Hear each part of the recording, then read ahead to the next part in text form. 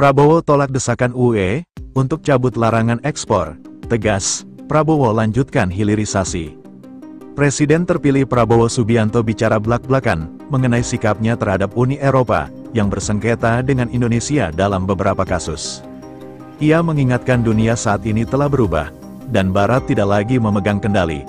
Prabowo menyampaikan pandangan itu saat sesi tanya-jawab, usai pidato mengenai arah politik luar negerinya di Gedung Center for Strategic and International Studies, kawasan Tanah Abang, Jakarta Pusat. Ia menjawab pertanyaan dari Duta Besar Italia untuk Indonesia Benedetto Latteri, soal sikap Indonesia terhadap Uni Eropa di bawah kepemimpinannya. Prabowo mengatakan ia tak menyangkal mengagumi pencapaian peradaban Barat selama berabad-abad, serta nilai-nilai yang dijunjungnya seperti keadilan, persamaan di depan hukum hingga hak asasi manusia.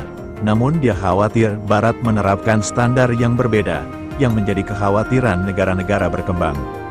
Anda akan tetap kuat, tetap kaya, tapi seperti Pak Hasan Wirajuda katakan, "There is a shift in the world," kata Prabowo, menjawab pertanyaan itu dalam bahasa Inggris.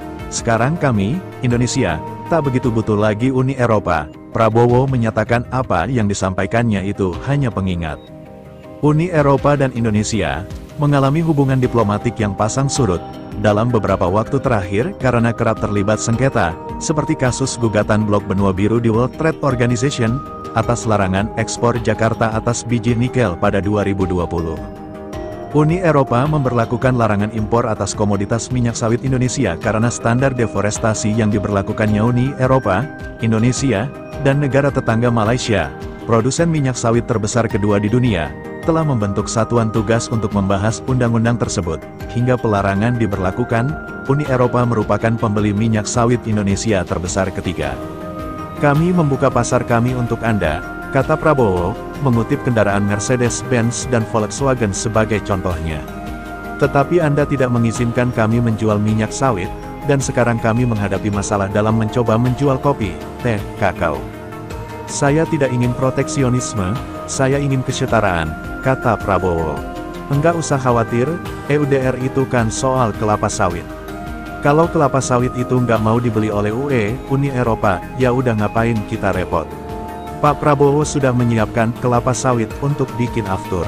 Ya hati-hati aja jangan sampai nanti dimarahi karena kita nggak bisa jual," kata Zulhas, dikutip Jumat tanggal 26 April tahun 2024. Apalagi, katanya, Prabowo berencana untuk mendorong produk energi hijau berbahan baku kelapa sawit, seperti biodiesel yang ditingkatkan menjadi B60. Kan Pak Prabowo programnya itu akan mandiri di bidang energi.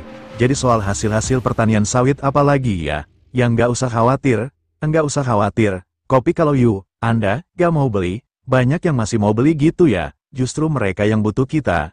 Enggak usah khawatir, pungkasnya.